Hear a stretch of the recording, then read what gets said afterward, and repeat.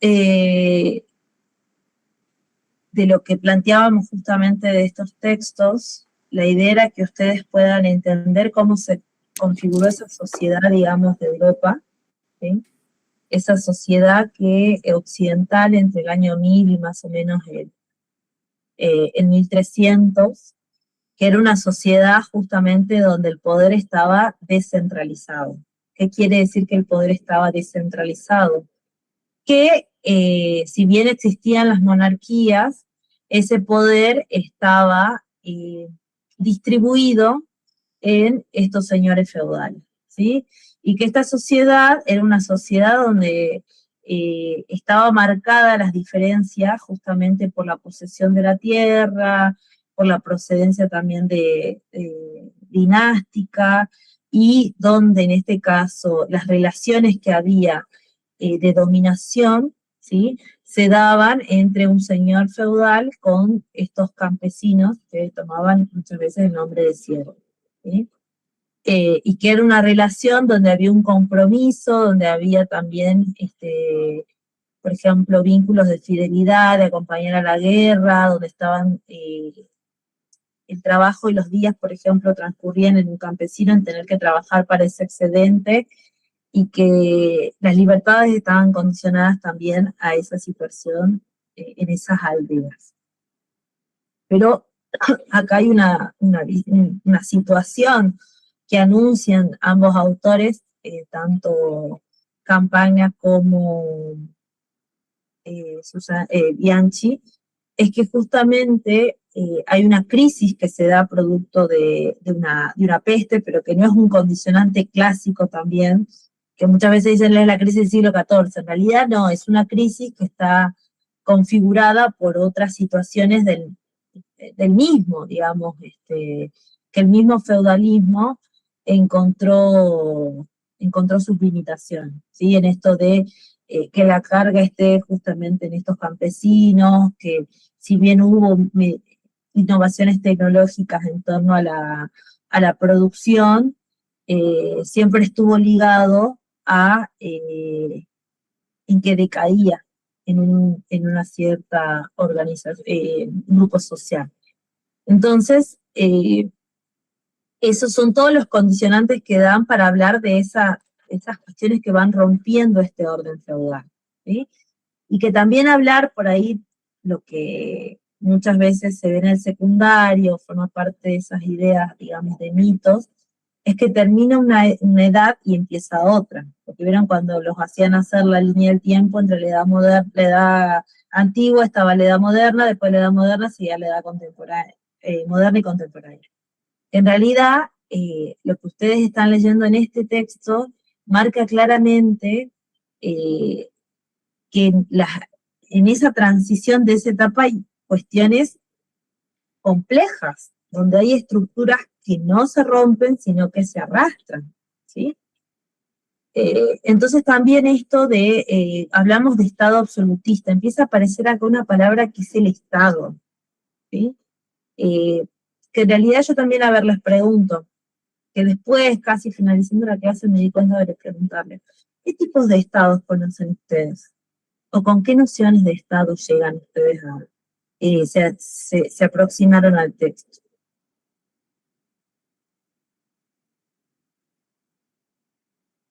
¿O qué es un estado para ustedes? ¿Cómo está conformado un estado? En el texto se habló sobre el estado absolutista, si no me equivoco. Bien. ¿Pero ustedes creen que el estado aparece acá? Eso iba a decir yo, profe, que depende a cuál contexto nos vamos a referir, digamos. Si en el estado feudal, bueno, o sea, en la era feudal, bueno, los señores o los loros, quienes eran los dueños de los medios, digamos. Entiendo que Estado es la forma en que se organiza una nación, en este caso. Bueno, todavía no hay naciones. Una sociedad. Una sociedad, claro. O una civilización también podemos hablar. De una civilización o una sociedad. Bien. Los distintos procedimientos de organización, de distribución o acumulación de poder y la manera de llegar al poder y cómo se imparten las leyes, cómo se imparte justicia, ese conjunto constituye la organización del Estado. Bien. Todo lo que me dicen están en lo correcto, pero para que ustedes no se queden con esta idea en esta época de que va a surgir recién el Estado, ¿sí? Profe, En realidad, sí, Leonel. si mal no recuerdo, creo que el Estado como se conoce ahora, el Estado-Nación, surge con la Revolución Francesa. El Estado liberal. Ahí voy a empezar a hablar de los estados. ¿Sí?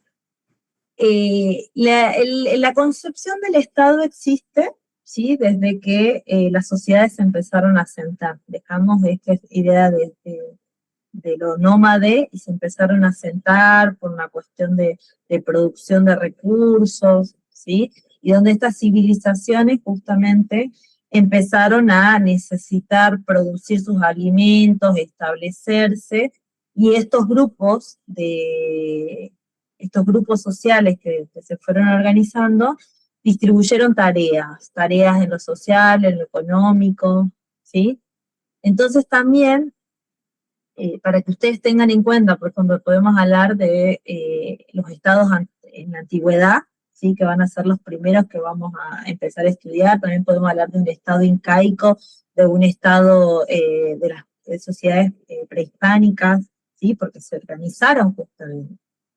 Y una de las características que también van a tener estos estados, más allá que después con conceptos contemporáneos dirán el Estado tiene que tener un territorio, el Estado tiene que tener población, el Estado tiene que, digamos, pero hablamos de lo mismo, que podemos ver una visión de que en un Estado hay organización social, hay organización económica, hay organización política, que va a tener distintos nombres en la medida en que vayamos transitando justamente la historia.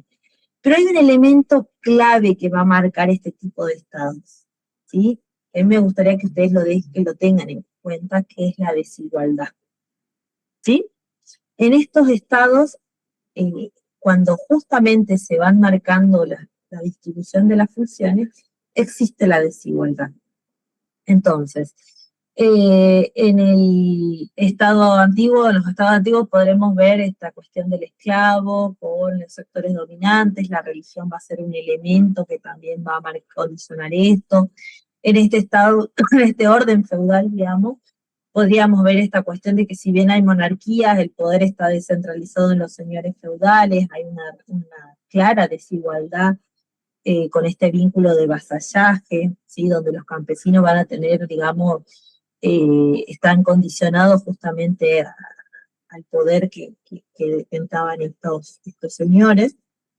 Y cuando llegamos a este estado absolutista que marca Anderson, vemos que en realidad en este estado, que si bien son las monarquías quienes quieren recuperar ese poder descentralizado, siguen subyaciendo, digamos, intereses de esa nobleza aristocrática, ¿sí?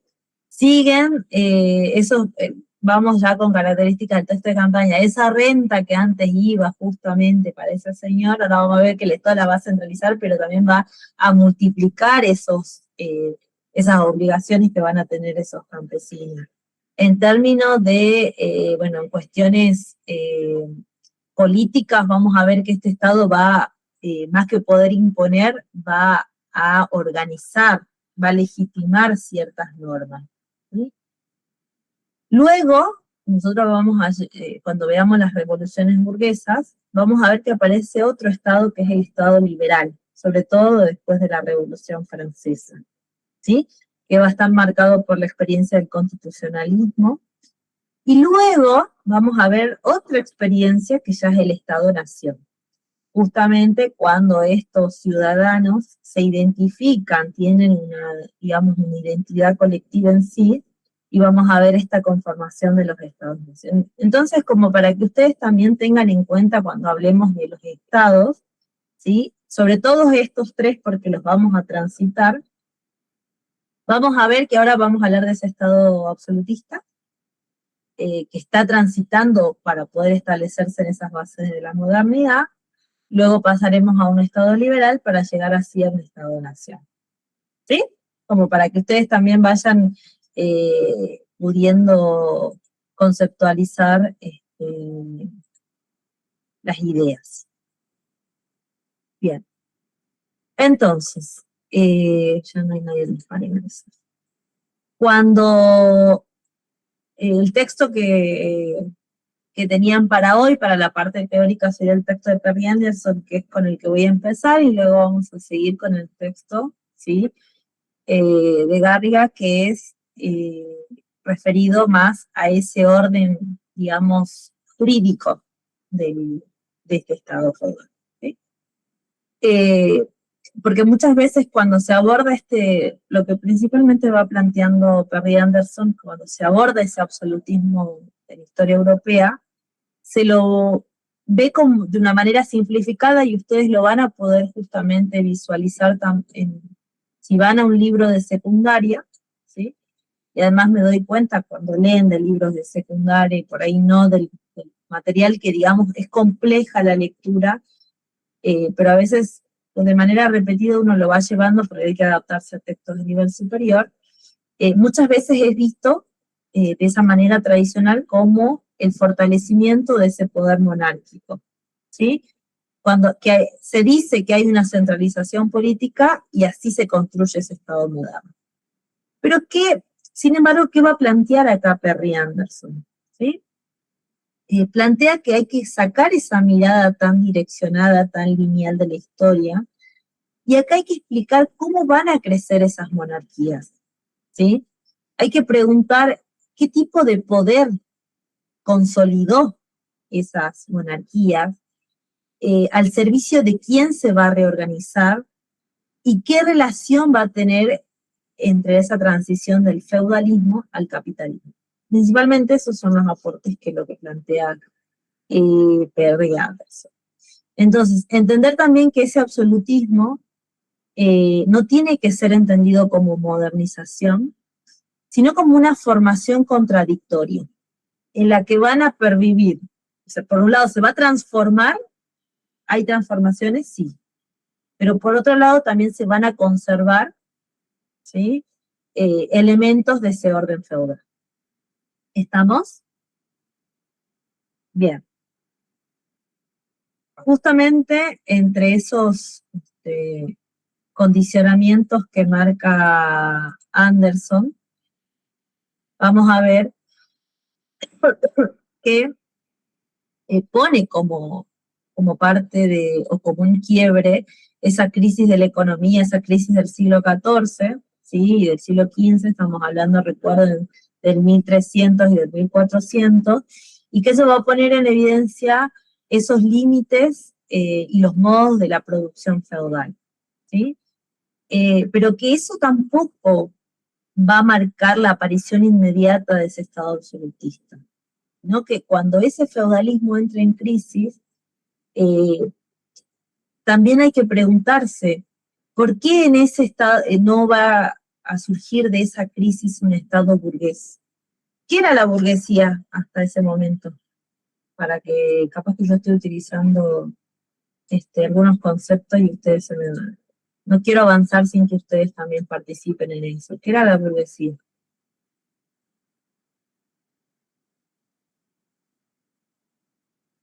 Los representantes del rey en diferentes lugares.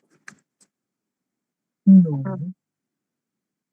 Los comerciantes con dinero.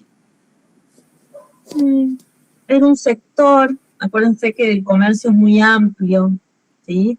Recuerden que en esa Edad Media es un sector que justamente está vinculado con tanto artesanos, comerciantes, que se enriquecen, sobre todo cuando emergen las ciudades, y que si bien van a detentar de manera progresiva un poder económico, lo vamos a ver ya cuando se consolide ese Estado liberal que vamos a ver ya con la Revolución Francesa, van a detentar otro tipo de poder.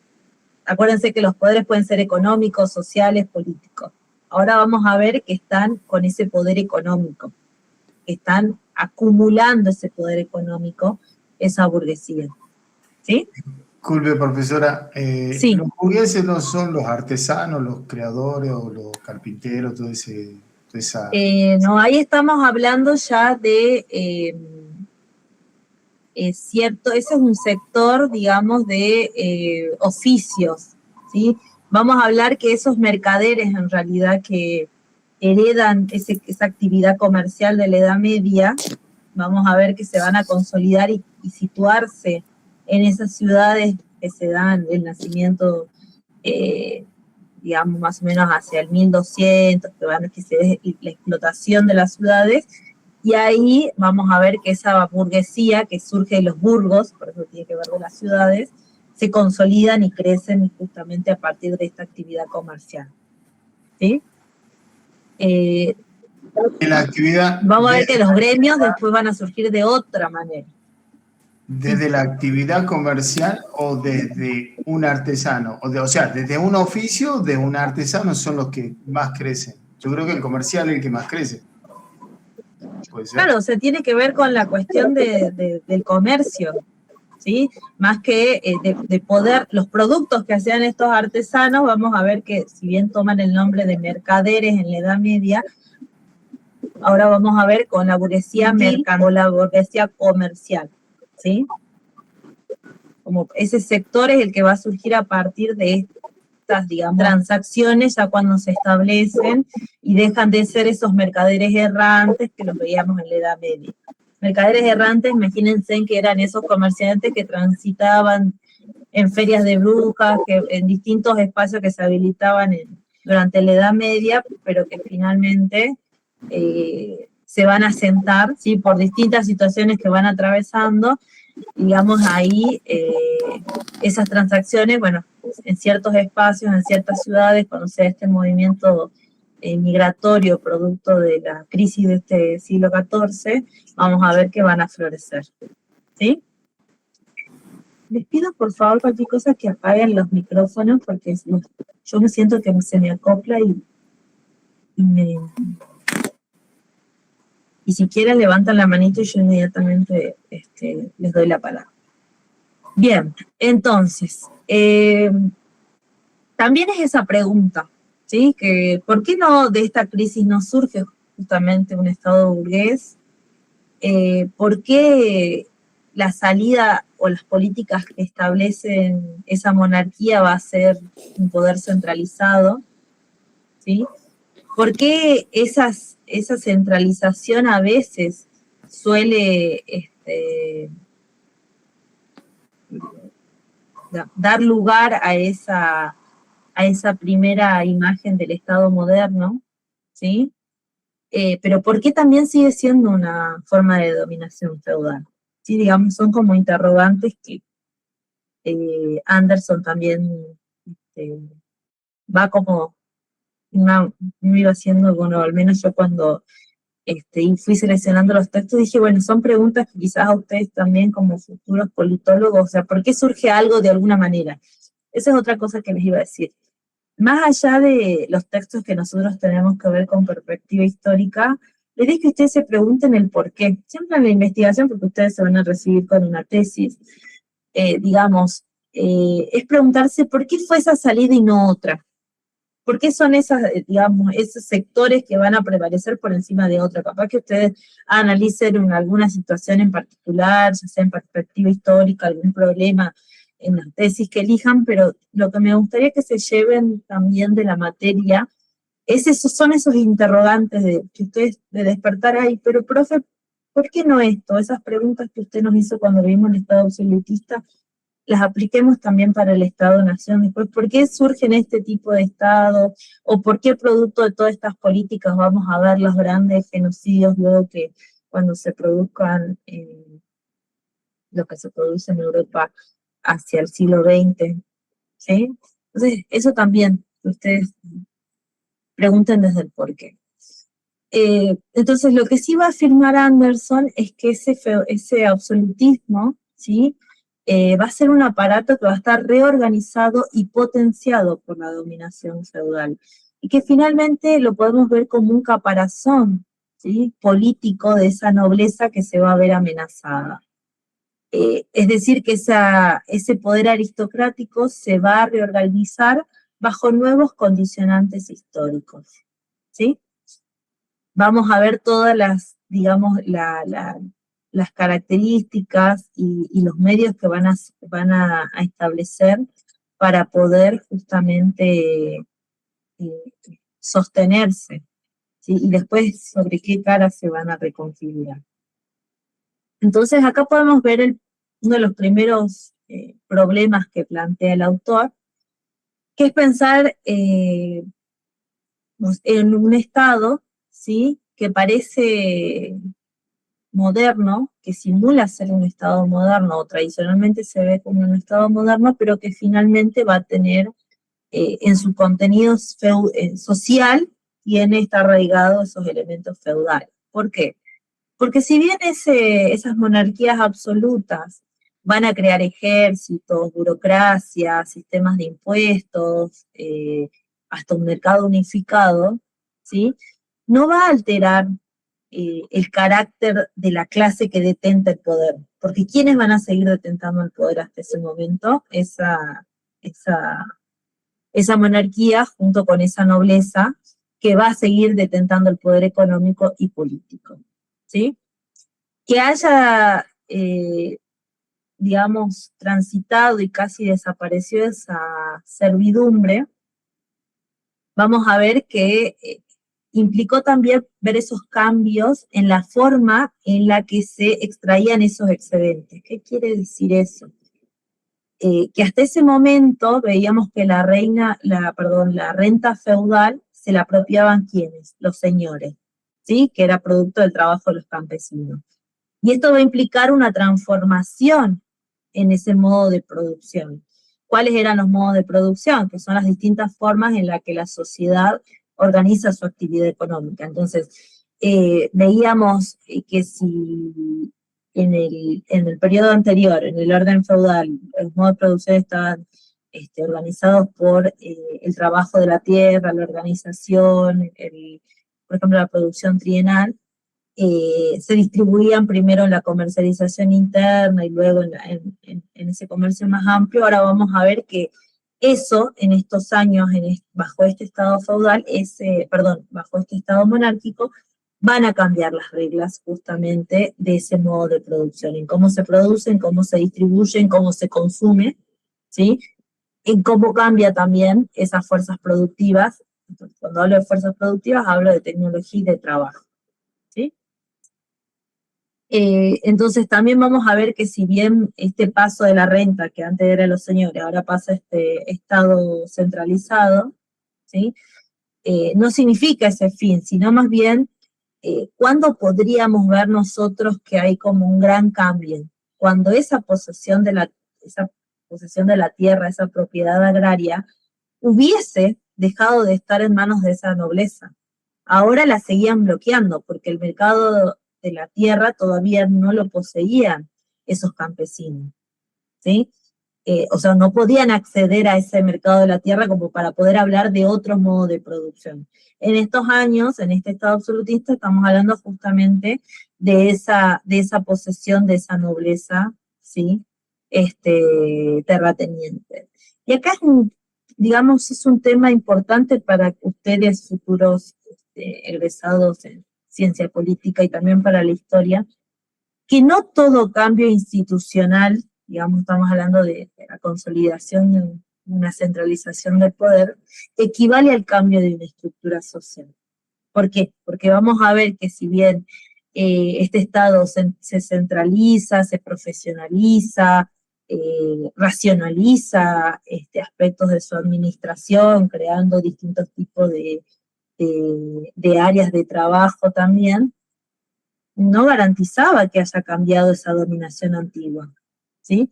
Entonces, esa es una de las grandes potencialidades que tiene este texto para ver cómo, si bien hay un cambio, digamos, de denominación institucional por la centralización del poder, la estructura social seguía siendo la misma, ¿sí? Entonces, también es interesante para que ustedes lo tengan en cuenta. Sí, Dana.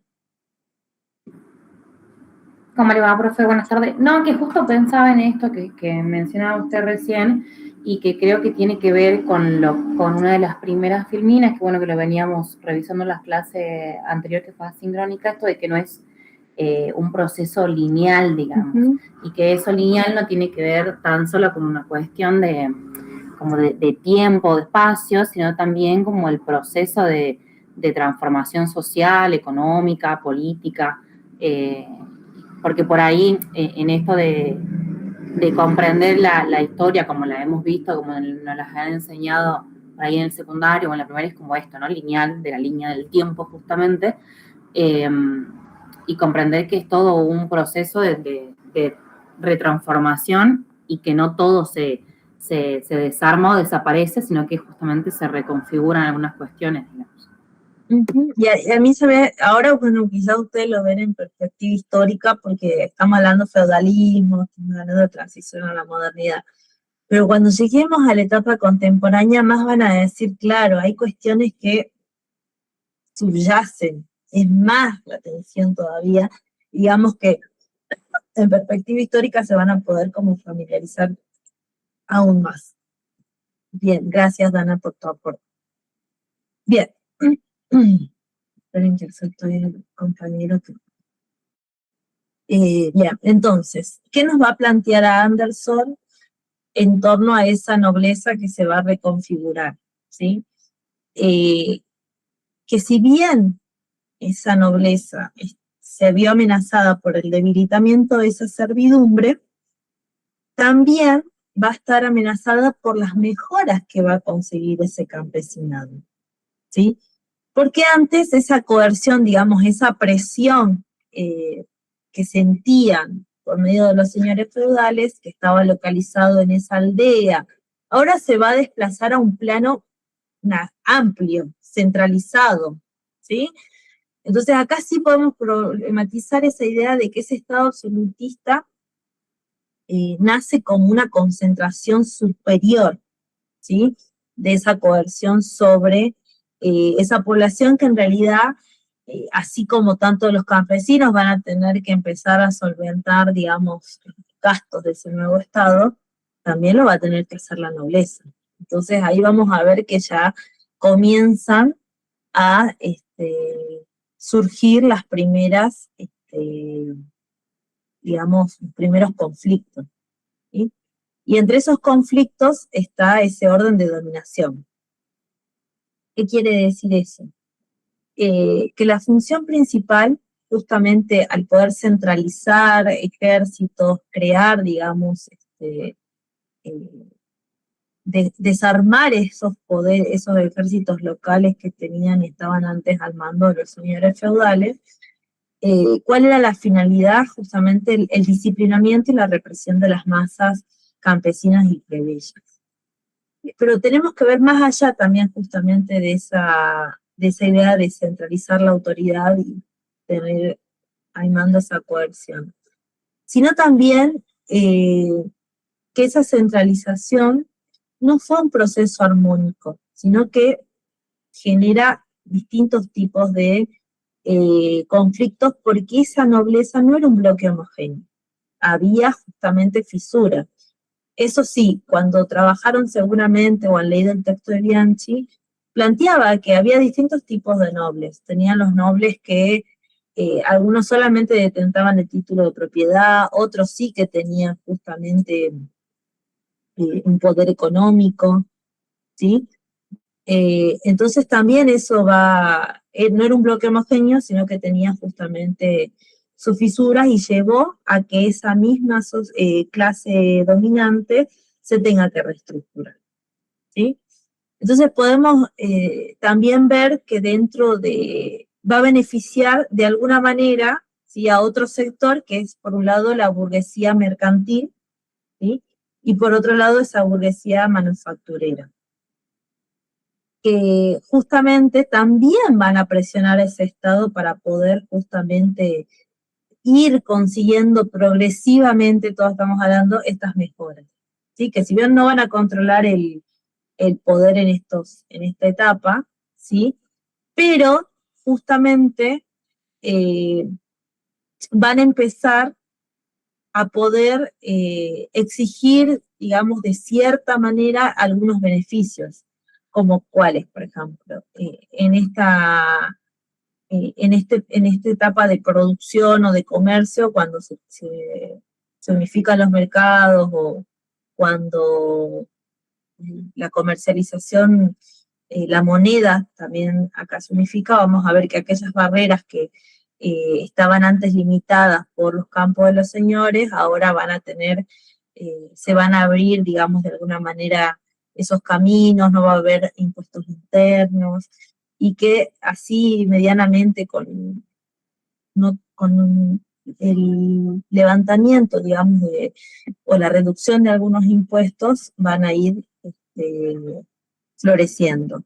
Entonces, ustedes tienen ahí en la filmina la doble determinación de ese absolutismo, que por un lado está justamente este reagrupamiento de esa nobleza, por otro lado vamos a ver que hay un auge de esa burguesía, ¿sí?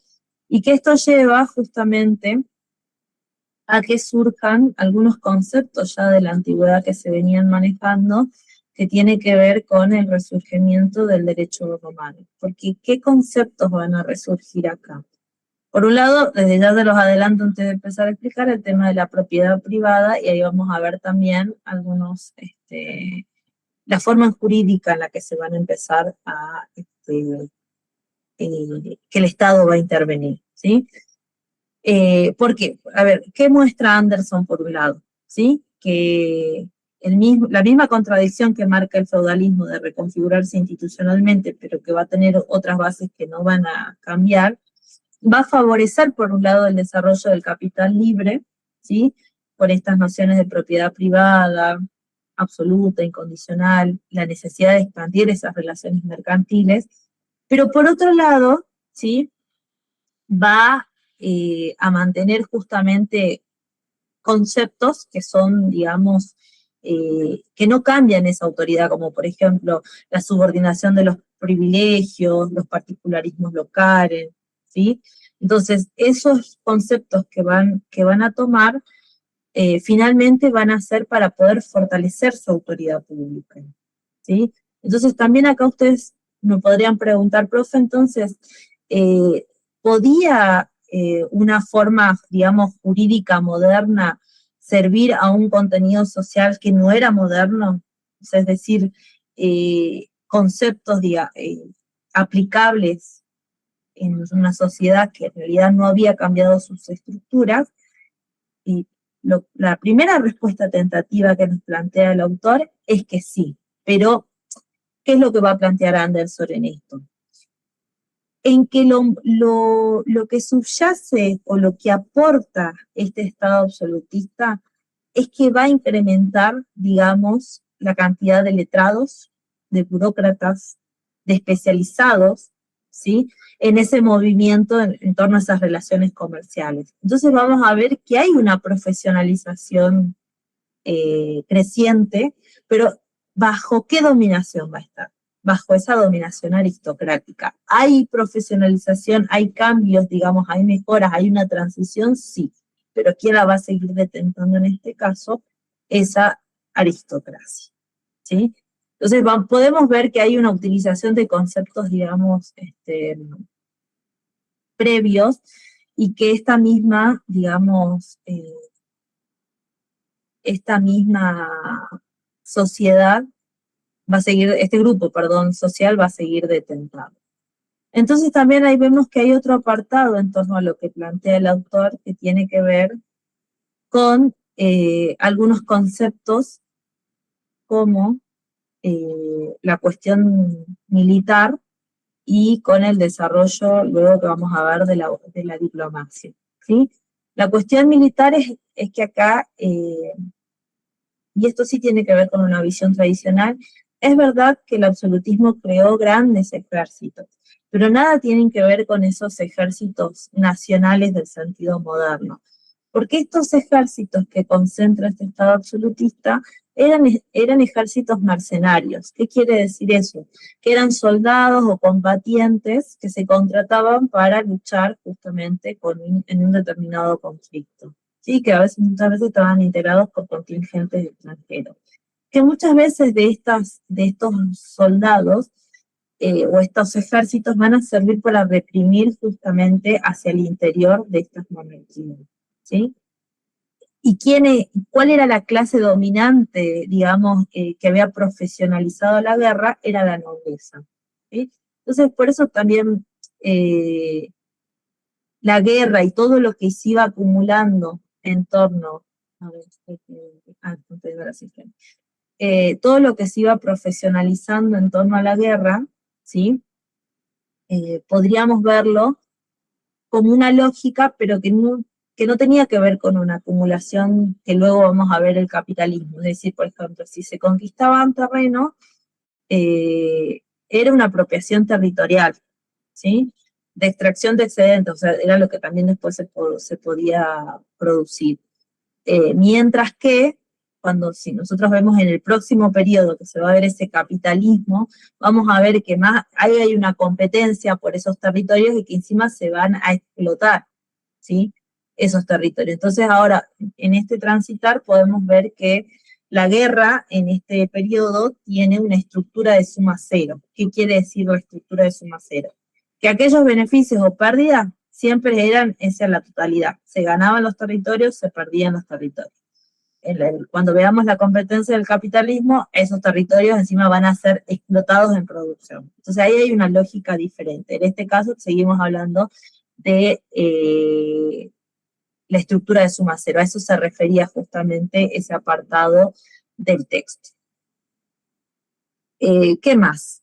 A ver, ustedes ahí tienen competencia interfeudal, competencia capitalista, como para que ustedes más o menos vayan haciendo una comparación. Y también, bueno, la guerra absolutista no era un exceso o capricho del monarca, sino la racionalidad económica intrínseca de una clase terrateniente, que en este caso estamos hablando de la nobleza, ¿sí? Entonces acá, a partir de ello también, de esas actividades, el autor hace un apartado, un aporte interesante que tiene que ver con el sistema feudal y la burocracia, ¿sí? En este caso, ¿sí? Estos dos elementos, tanto sistema fiscal como burocracia, plantean esa hibridez, esa mezcla, esas contradicciones. ¿Por qué? Porque Anderson va a plantear que esa burocracia, ¿sí?, está atravesada por la venta de cargos, la apropiación privada de las funciones públicas y de una corrupción institucionalizada, ¿sí? Lejos va a estar todavía de esa administración moderna, impersonal, ¿sí?, de legislación que va a caracterizar ya cuando lleguemos a ese Estado liberal.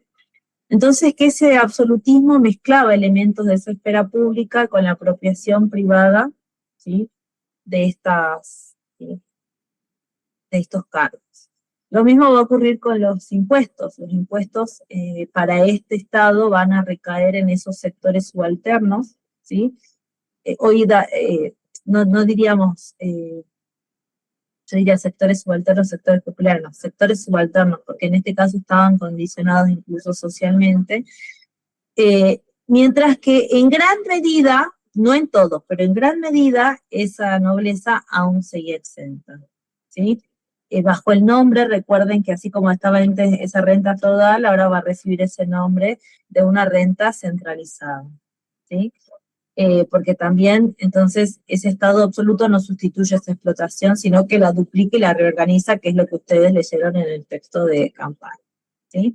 Entonces hay una concentración superior de la extracción. ¿Y por qué también esta cuestión de que ustedes vayan viendo lo que condicionaba a esa sociedad? Porque cuando veamos justamente esas famosas revoluciones burguesas, así se llama la unidad, no la que sigue, sino la próxima, porque vamos a ver la semana que viene el orden colonial en América, también uno entiende, y esto es una gran frase de una profesora de historia cuando yo cursé historia contemporánea en su momento, Decía, uno entiende los procesos que se dan en la historia cuando comprende las cargas que tenían los grupos sociales, ¿sí? Entonces, a la historia ha pasado las revoluciones burguesas, o también entra la crisis de las revoluciones burguesas, porque vemos justamente todos estos condicionantes sobre los que principalmente recaía el peso de la sociedad, ¿sí? No entiende por qué se dieron los grandes conflictos políticos, económicos, sociales, ¿sí? Entonces ustedes ya están viendo acá, no hay grandes cambios en la cuestión política, hay una sobrecarga de explotación centralizada en la renta fiscal, ¿sí? Sigue habiendo en realidad una burocracia al beneficio de un solo sector social, ¿sí? Entonces, si bien estamos viendo en una transición, claramente este Estado va a entrar en crisis y que cada monarquía, sobre todo, por ejemplo, Inglaterra, va a marcar la salida de una manera, ¿sí? Por ejemplo, las monarquías parlamentarias, que es la que hoy en día con sus cambios, pero permanece. Francia, vamos a ver que costó justamente, sino la mayor revolución política que ha tenido justamente Europa Occidental. Vamos a ver que luego Susana Bianchi planteaba que mientras que Europa del Este siguió con la situación más servil, vamos a ver también cómo, digamos, esa sociedad de Rusia va a poner fin, ¿sí?, a esa política zarista, pero van a pasar muchos, incluso siglos, para que ellos pongan fin a eso. Entonces se va entendiendo también, no sé cuál es el sentido de que ustedes vayamos viendo todas estas características para decir, bueno, en el próximo proceso, claro, se explica esto porque atravesaron esta situación. ¿Hasta ahí me van siguiendo? Sí, profe. Sí, profe. Sí, profe. Sí, profe. Me dice, Sí, sí. Sí, yo profe. la mitad solo a los compañeros, a Luis y a Oscar, pero al resto, ustedes me van diciendo, ¿sí? Yo cuando pregunte, les pido esa intervención. Igual en los chicos los voy viendo, entonces yo digo, yo les voy viendo la cara y digo, lo vuelvo a retomar, así que les agradezco ese intercambio a los dos. Bien, otro elemento sí que va a plantear el autor tiene que ver con el mercantilismo. Entendido como esa doctrina económica y política, porque no la sé, ¿sí? Qué buena onda, compa. No sé, ahí a alguien se le habilitó el micrófono. Bien, esa doctrina política y económica que separa, sino que justamente marca que están estrechamente unidas, es justamente ese modelo, digamos, en el que el Estado va a intervenir para fortalecer tanto su riqueza como su poder, ¿sí? En cuanto al comercio, vamos a ver que producto de estos aranceles, de esta comercialización de manufactura, de expansión, vamos a ver también que en estos estados van a empezar la expansión, y sobre todo una monarquía es la que nos vamos a centrar, que es la española. Ustedes la clase que viene me van a preguntar, profe, pero ¿por qué vamos a estar viendo España? ¿Sí? Porque la semana que viene es netamente la clase de España. Porque ustedes cuando tengan historia política latinoamericana, directamente van a arrancar con la Revolución de Mayo. Y si no entendieron el orden que se supera, que es el orden colonial, donde van a estar todas las bases de justamente de las comunidades, cómo se reconvierte, difícilmente puedan justamente comprender, o al menos a mí me interesa que ustedes lo conozcan. Ya que estamos viendo la modernidad desde la visión europea, me interesaría mucho que vean qué pasa de la nada. Entonces, por eso la clase que viene vamos a ver la primera parte, hasta haré un barrido, ¿sí? Y eso va a quedar como ficha de cátedra, para que ustedes lo tengan. Un resumen de todos esos autores que yo se los mencioné, van a tener justamente para que luego cuando tengan historia política latinoamericana puedan volver y lo tengan como base. Pero paralelamente es lo que está pasando en el territorio americano, lo que vamos a ver la clase que viene. Ahora estamos viendo Europa, ¿sí? Entonces, el comercio, bueno, todo lo que yo les contaba, las manufacturas, los aranceles, ¿sí? Van a aparecer como elementos organizados desde y para el Estado, ¿sí? Para poder justamente acrecentar sus propias riquezas. Este modelo también, ustedes piensen que es muchas veces entendido como las riquezas de los estados se medían según la acumulación de su capital, de sus riquezas. Y acá, bueno, yo puse el caso de España, que justamente cuando se produce ese dominio español bajo tierras americanas, principalmente, ¿qué extrayeron los españoles del territorio americano? Lo primero que extraen es oro y plata, metales preciosos. Bueno, eso también, imagínense la cantidad de metales preciosos que se introducen en Europa, eso genera un proceso de inflación terrible, porque digamos, estamos hablando de, también, bueno, España va a ser un reino que no va a producir, sino más bien que era como una máquina, una cinta que entraba el dinero, pero no desarrolló industria. Pero en esta política económica también, o sea, esta monarquía está inserta en ese mercantilismo. Entonces, cuando yo les digo, ¿vieron la política económica del mercantilismo de esa época? Es porque estamos viendo esto, estamos viendo la acumulación de las riquezas de los estados que se medía según este metal precioso y estas riquezas que ellos tenían. Entonces, también la idea es que ese estado empiece a intervenir en esa renta, en esos impuestos, en esas medidas, ¿sí? Todavía no tiene que confundirse con una política nacional en el sentido moderno, ¿sí? La lógica sigue siendo patrimonial, sigue siendo dinástica y sigue siendo bélica. O sea, si los reinos se tenían que enfrentar para poder empezar a detentar ese tipo de poder, lo hacían. No tiene que ser pensado, justamente se piensa como la competencia entre las monarquías y no como un capitalismo como el que después vamos a ver ya en siglos posteriores. Eso como también como que me quedó de la clase anterior para remarcar. A los que se van sumando les voy comentando que al menos tienen que acreditar 1 hora y media de clases en la asistencia.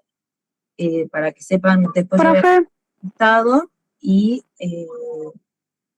para que después no haya que no, profe, yo no estuve, no, yo ya estoy grabando, por eso les pedí que pongan su asistencia, su nombre en el chat, y esa es la cantidad de horas que tienen que tener al menos en el... Disculpe que la haya interrumpido. No, quería consultarle de nuevo si podría como repasar esta parte, lo último que mencionó sobre que el Estado empezaba a hacerse cargo de las rentas, eso no me quedó como muy claro. Que por medio de haber centralizado, a ver, que la organización, ese Estado empieza a gestionarse desde y para ellos. Es decir, para poder tener esa acumulación de ese capital, que digamos que ese mercantilismo marca eso, la riqueza de estos estados se mide según los excedentes que pueda acumular. Es la política de acumulativa.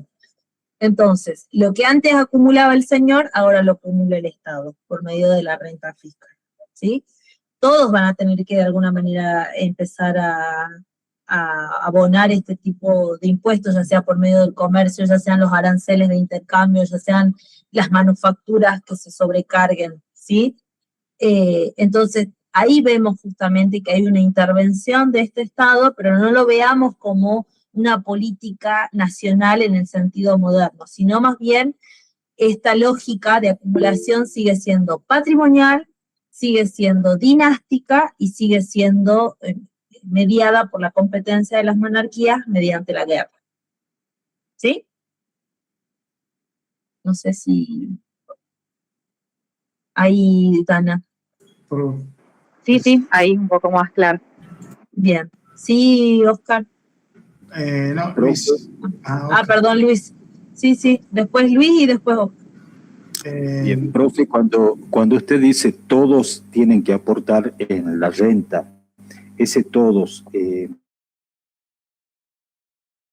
a la nobleza. En parte, no en los niveles como plantea Anderson, de que son los que mayor parte y recarga tienen, pero deben empezar, justamente por eso vienen las fricciones dentro del mismo grupo, porque no todos tenían las mismas condiciones de esa nobleza. ¿Sí? Porque en un determinado momento los únicos que aportaban era el tercer estado, digamos, el clero y la nobleza no pagaban impuestos, y todo se hacía, o los lujos que detentaban se hacían en base a los impuestos que le cobraba a los campesinos, a los artesanos, comerciantes. Sí, en este caso, como habla del absolutismo en general, Anderson, quien si bien no desgrega en todo, o sea, lo que vimos en filminas anteriores, es que dentro del mismo grupo de la nobleza vamos a tener, no era un grupo homogéneo, era un grupo que va a estar marcado justamente por ciertas desigualdades, esto que yo les digo. Hay algunos que solamente detentaban ese título social, otros que sí se habían desarrollado, invertían justamente, habían tenido una expansión económica mayor. Entonces, sí van a tener una carga fiscal, pero no en comparación justamente con este campesino que va a tener, digamos, la mayor carga. Por eso dice la concentración de esa extensión, ¿sí? La tiene este grupo. Sí, Luis. No, decía que en este momento, digamos, empieza a cambiar el sentido del, digamos, uno antes era rico, digamos, sí, entre comillas, el que tenía las tierras, pero en este momento en el mercantilismo cambia ese concepto, o sea, el que mueve el dinero, el que mueve,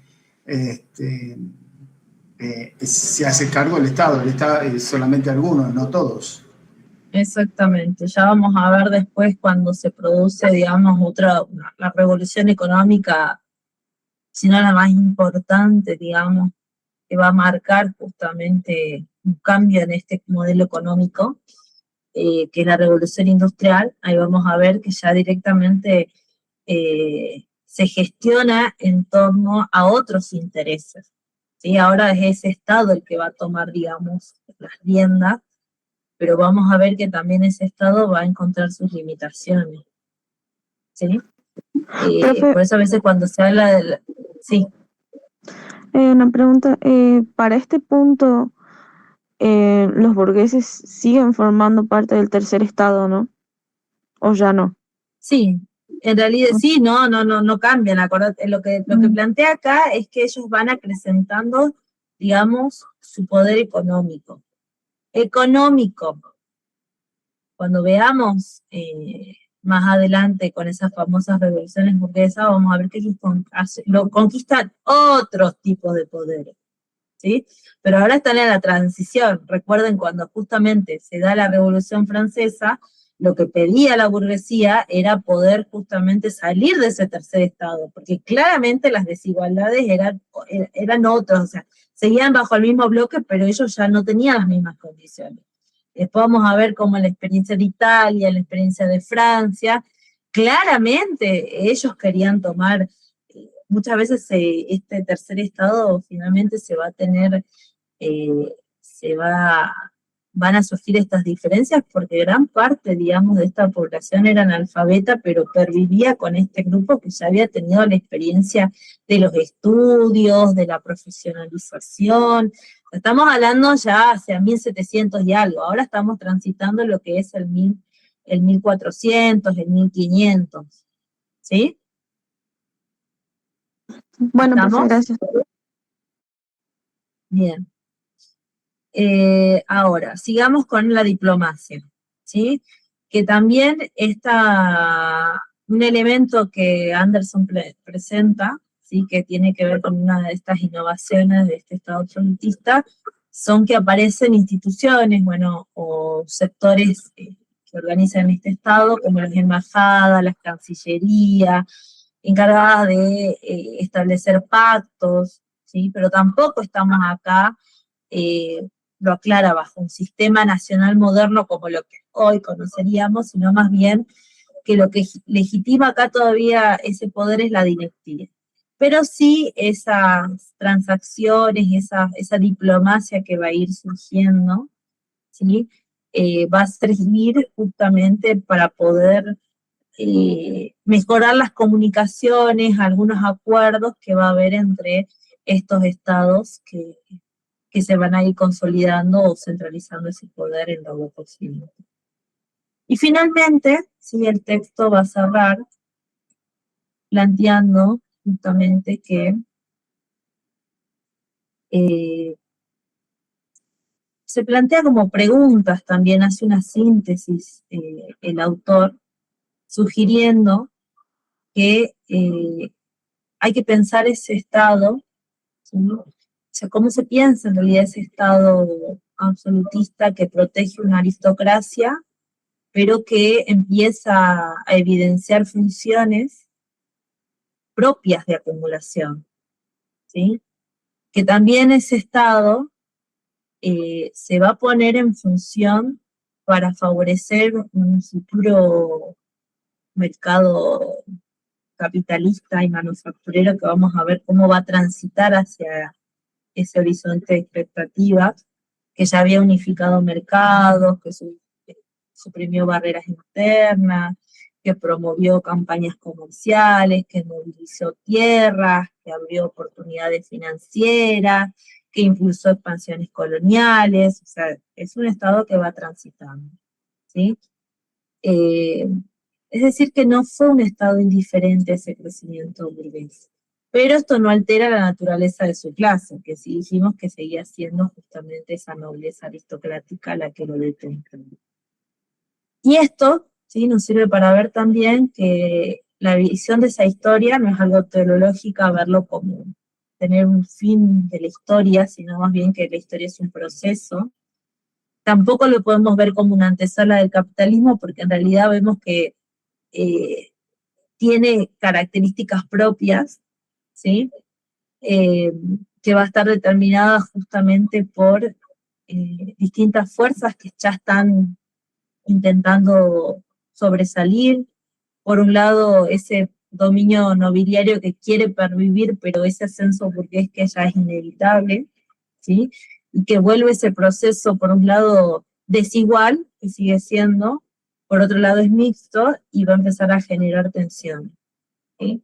Entonces también esto lo que plantea Anderson, desconfiar de esas instituciones o de esa, digamos, esa visión tradicional que se tiene de la historia y empezar a plantear realmente, a ver, qué relaciones garantizó este Estado, qué clase reorganizó su poder, a quién se reprimió, qué cambios se admitieron, cuáles se bloquearon, ¿sí? En realidad también acá tenemos que ver es como una clase, en este caso un sector como la aristocracia, se pudo modernizar, pudo empezar, digamos, de alguna manera a insertarse en este nuevo estado, pero sin perder la esencia misma de aún seguir detectándolo. Y esas preguntas son que, ¿qué va a pasar después? O sea, como para que realmente haya entrado en crisis y se haya producido, digamos, estas revoluciones que les vamos a ver más adelante. Entonces, esos son los principales aportes que nos deja el texto de Perry Anderson en torno a este estado absolutista. Anderson es muy clásico, o sea, hasta yo he estudiado con Perry Anderson cuando cursé historia moderna. Sepan que tienen unos capítulos nada más que son cortitos, pero dicen un montón, ¿sí? Y después tenían ustedes el texto de Carlos Gardner, ¿sí? Que justamente ya tiene como un tinte más jurídico. El texto hace un aporte, ¿sí? Hacia esa visión del derecho, a esa visión del Estado, ¿sí? Dana, ¿sí? Profe, antes de pasar al otro texto, me queda una duda pendiente que no sé si es que lo leí en una de las filminas que usted puso o en algún lado me quedó la idea, en esto de reflexionar o de cuestionarse, digamos, los procesos históricos y cómo los hemos ido interpretando.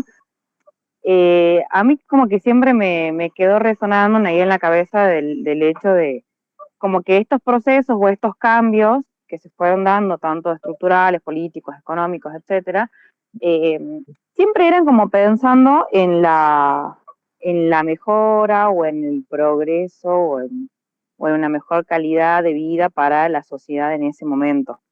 Y ahora es como que con el texto digo, capaz que, si bien capaz que no pensarlo como desde una mejora o un progreso, sino simplemente una transformación, o se piensa que estos pasos o estas transformaciones fueron exitosas en términos de progreso social, o sea, pensando cómo después se va como distribuyendo ese poder o las cuestiones económicas, las posibilidades también de la propiedad, etcétera.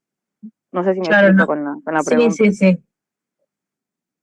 A ver, eh, los historiadores, la historiografía, no medimos, digamos, nuestros estudios de investigaciones, y es un error hacerlo, viendo si las sociedades progresan, o si evolucionan, o si un proceso histórico fue mejor que otro.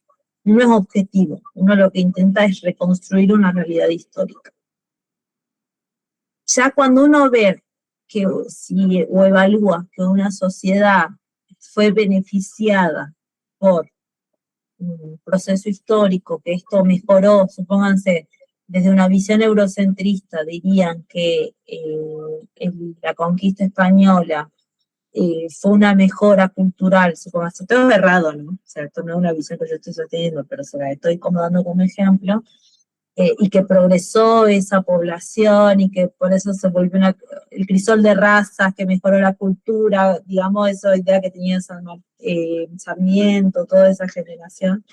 Eso ya es como un posicionamiento, digamos, de algunas escuelas antropológicas que surgieron después y que analizaron, que toman procesos históricos y ven como una evolución o un progreso.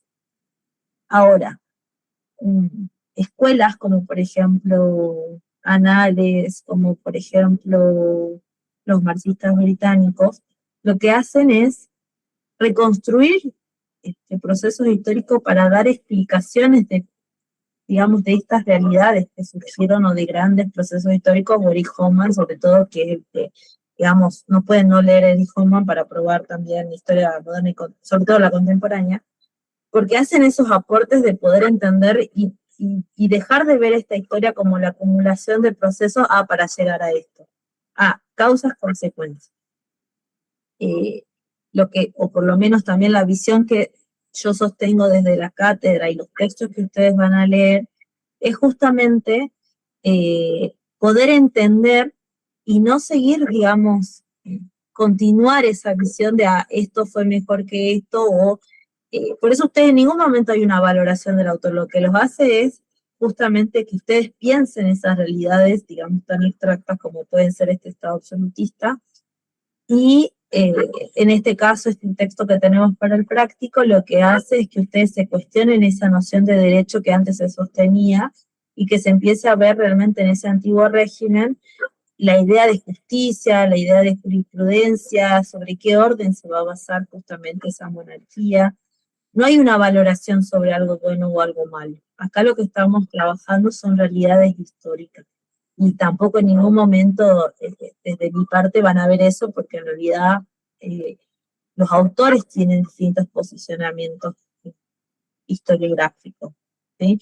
Por eso les digo, hay algunos que van a ser netamente desde la historia social, como es un poco el texto de Bianchi, Perry Anderson, desde la historia económica, como ha sido Campaña, y desde el aspecto jurídico, que es el texto que ustedes tienen ahora de Garriga, y esa es la idea, de que ustedes vayan haciendo su propio criterio sobre alguna realidad histórica, pero bajo ningún concepto que esto ayudó a mejorar, no, porque ahí entran las subjetividades, y de realidad, digamos, lo que necesitamos acá es que ustedes sean críticos. Por eso muchas veces lo que van a tener de mi parte son preguntas, y nadie me preguntó esto, ¿y por qué no se preguntan esto? ¿Se entiende? Gracias, profe. Sí, coincido tal cual. Por ahí lo pensaba en ese sentido de ya se me ocurrió como el tema de la colonización y si fue bueno, fue malo, de qué posicionamiento nos paramos y por ahí me servía preguntarme cómo lo analizamos desde esta cátedra en particular y cuál es la intención con los textos y cómo nos paramos para leerlos, digamos. Eso. Gracias. Sí, siempre cuestionense los textos, ustedes, yo le voy a pasar a la guía, siempre de ver qué preguntas, a ver, ¿y por qué surgió esta forma de gobierno? ¿Y por qué sigue lo que planteábamos con Anderson, que invita a pensar eso? Sospechemos de las instituciones que se crearon. Fue tal cual, nosotros lo vimos en una historiografía tradicional, igualmente acá como me pasa en turismo, como me pasa en historia, que son las cátedras que yo llevo, siempre le digo a mis estudiantes, acá venimos a desmitificar la historia, ¿sí? Porque yo soy muy crítica con la historia que se enseña hoy en día en los colegios secundarios, porque digamos, cuál es la selección que se hace de los textos es por manual. O sea, muchas veces digamos, la bibliografía que se elige siguiendo un manual, pero el manual también tiene un posicionamiento y un recorte, ¿sí?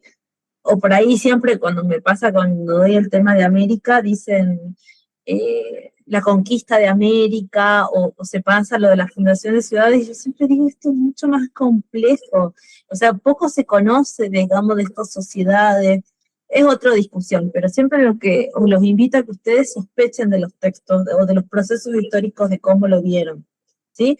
Supónganse, y ahí te doy la palabra ya, Claudia, que ustedes vayan ahora con estas lecturas a ver un manual de secundaria y vean el Estado moderno, les va a plantear todos estos temas, que se consolidaron las monarquías, que se generó los ejércitos, o sea, pero no hay un trasfondo de explicar lo que subyace por debajo de ese proceso histórico, lo que permanece y lo que genera, lo que no se rompe aún, ¿sí? Sí, Claudia. Estás muteada. Estás muteada, Claudia.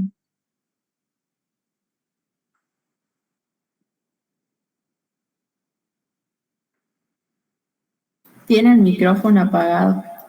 Claro, estás muteada. Ahora sí. Ahí se Ahí. te escucha. Sí. No, lo que pasa es, a mí me suele suceder casi siempre que cuando leo los textos, veo eso siempre en todos los autores, que el poder prevalece. Y el poder hace y deshace las leyes, todo en beneficio del poder en lo absoluto. Entonces, como que ese pensamiento o esa manera desde la historia no cambia, a pesar de que se cortan paradigmas y se transita en la historia. Entonces yo digo, ¿qué hubiera pasado, cómo hubiera sido la historia si hubiera sido al revés de todo lo que se formula hasta el día de hoy? Si realmente la clase trabajadora o los de abajo hubieran gobernado, yo creo que sería otra la cuestión y sería otra todos los, qué sé yo, las cosas que pasan en la historia que siempre nos perjudica a la clase trabajadora, a los de abajo, y siendo que toda la gente que está arriba vive y sobrevive y tiene lo que tiene gracias a una clase trabajadora.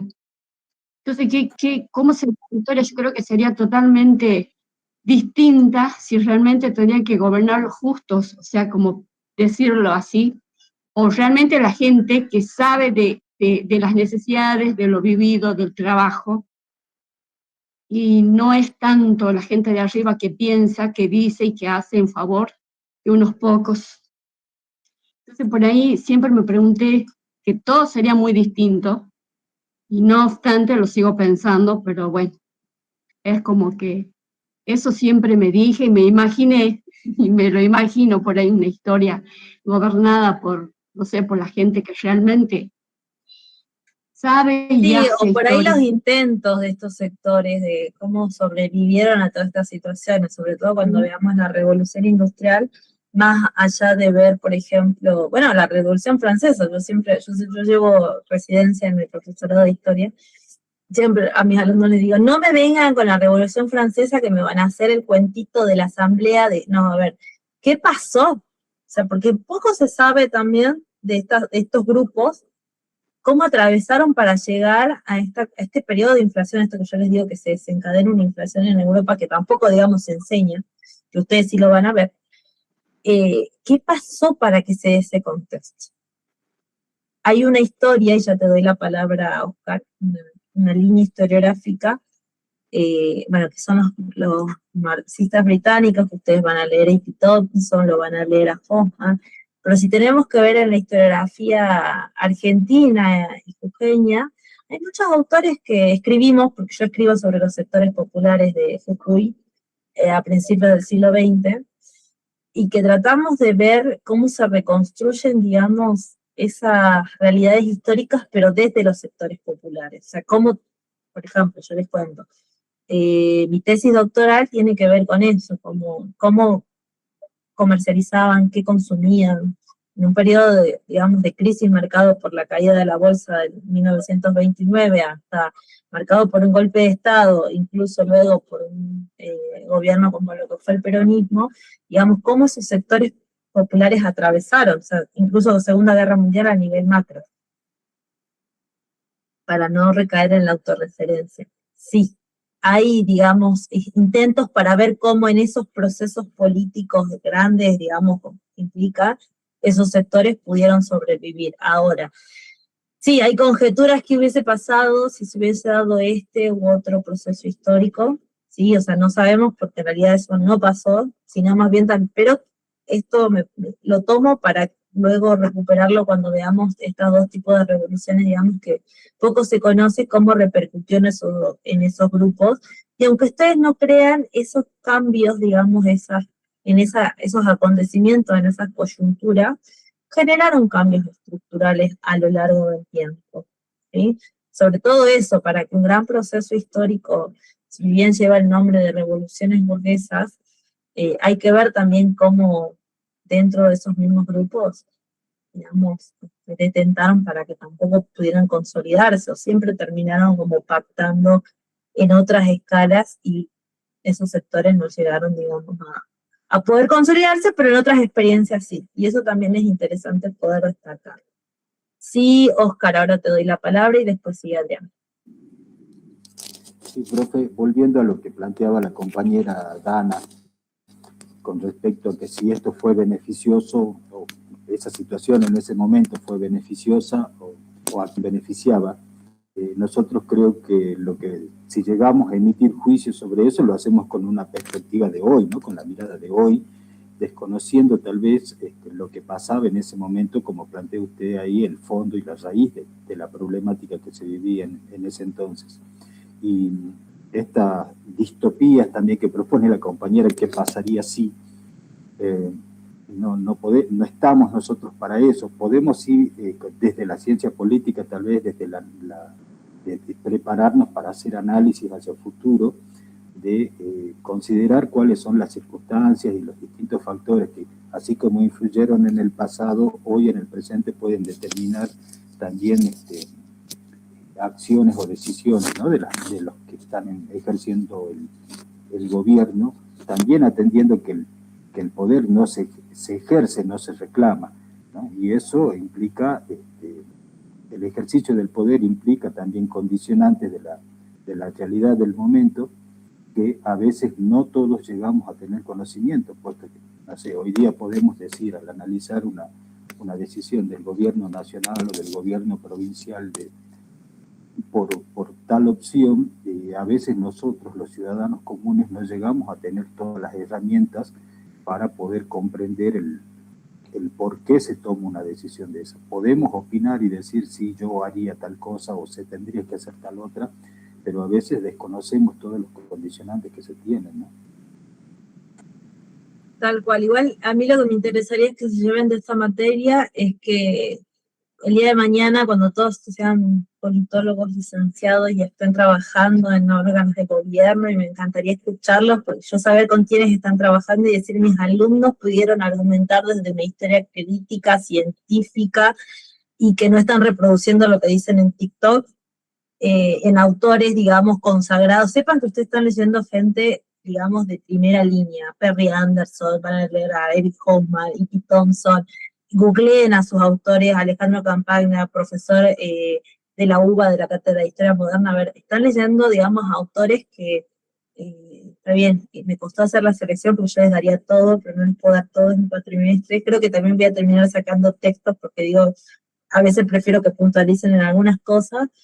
Es eso, es una historia que están contrastadas en fuentes históricas, son clásicos, digamos, que no por ser clásicos por viejos dejan de ser importantes, sino más bien hay un aporte para que ustedes entiendan esas realidades históricas, esa historia que a veces parece tan abstracta, historia moderna y contemporánea, ¿no? A veces cuando vean y se van a acordar de mí el día de mañana, historia argentina, historia latinoamericana o los procesos, incluso ahora deben estar como dialogando un poco entre esos procesos históricos, que eso me comentaba el profesor Fabricio el otro día. A veces es necesario poder justamente abstraerse y la historia es importante. A veces uno cae en el pesimismo, ay, no hubo grandes cambios, pero cuando uno, y eso es lo apasionante, por eso yo también elegí esta carrera, poder aproximarse y ver que en realidad hay otras cosas para seguir investigando, ¿sí? Porque no solamente ser docente, es investigar, es leer, es ver de dónde salieron esto, lo que dice la compañera, las perspectivas. Y hay una frase que vamos a ver, Merluzzi se llama, un historiador que sobre todo escribió para el periodo colonial, gobernar es conocer, gobernar es indagar, gobernar es, a ver, espérenme que yo se las paso porque la puse el otro día de un estado de WhatsApp que yo la saqué a la frase y se la pasé a mis hermanas justo en un contexto que veía una política, que digo, la voy a poner como frase para la clase que viene, es gobernar requiere saber. El poder no actúa solo por la fuerza u autoridad. Necesita información, clasificación, codificación, descripción del territorio y de la población. Entonces, imagínense una frase que fue escrita justamente para el siglo XVI, ¿cómo podríamos aplicarla en la actualidad? ¿Sí? Me encanta que aporten, realmente esto que ustedes vayan, capaz que otros digan, ay, profe, nos estamos atrasando, no, esto también forma parte de la carrera, de que ustedes puedan dialogar, de que yo también les diga desde la perspectiva histórica, no es solamente reproducir historia, es que reflexionemos en torno a los procesos que vamos viendo. Gracias por el aporte, Oscar. Sí, Adrián.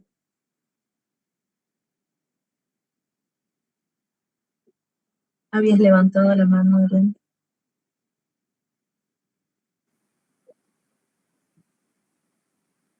Bueno, continuemos entonces, si ya tenemos el texto del práctico, ¿sí?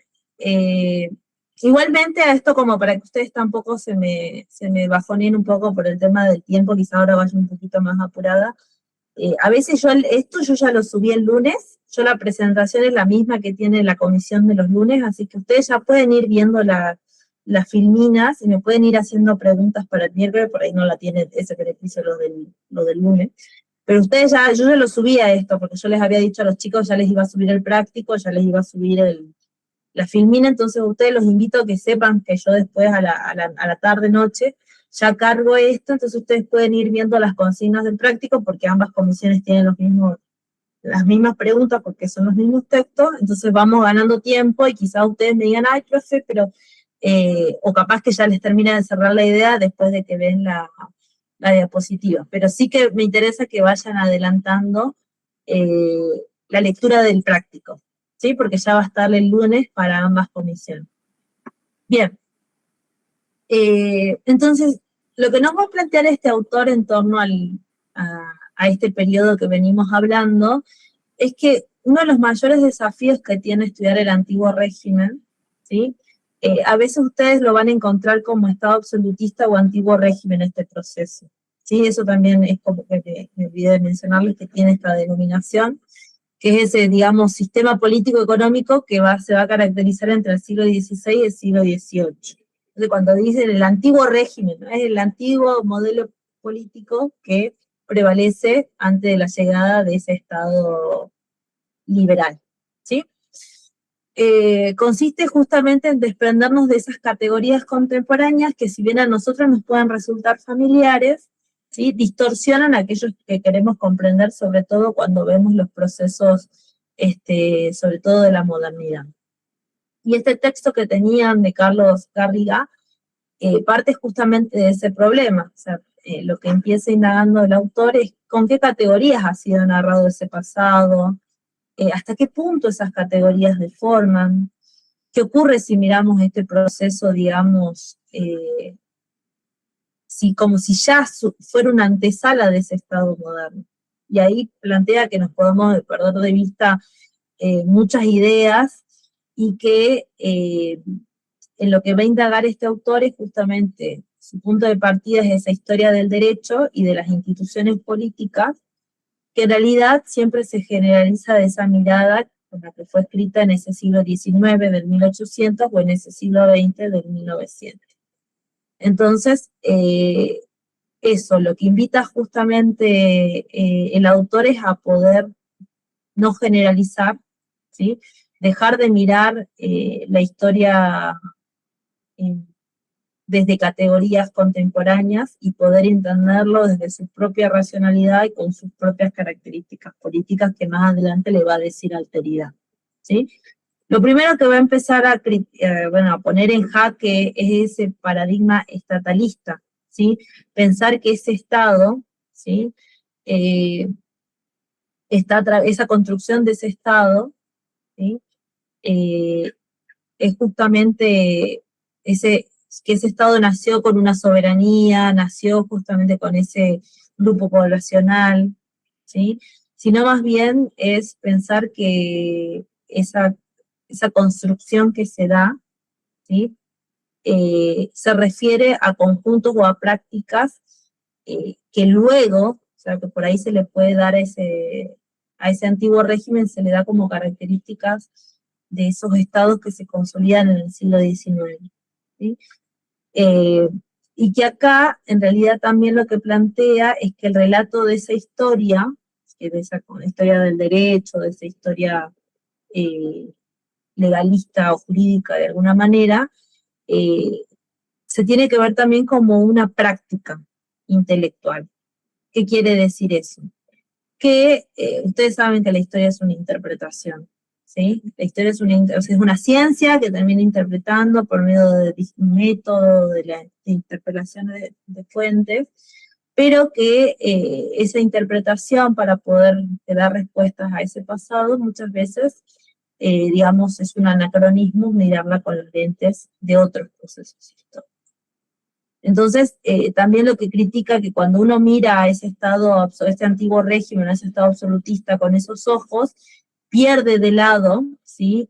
Una visión que caracterizaba este periodo, que era la relación entre lo público y lo privado, ¿sí? Porque, por ejemplo, ahí hay una fuerte vinculación con las realidades, digamos, las relaciones internas de la sociedad, que lo estamos viendo con el texto de Perry Anderson, que justamente esas relaciones entran en la principal tensión.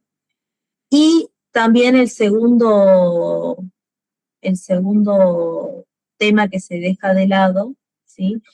Es entender que ese antiguo régimen no se puede ordenar, digamos, desde afuera, es decir, no se puede ordenar desde sus relaciones, sus conflictos bélicos, no se puede relacionar desde su característica como modelo económico, ya sea sobre todo, a ver, les doy un ejemplo en España, no se puede ver por la cantidad digamos, de recursos que hayan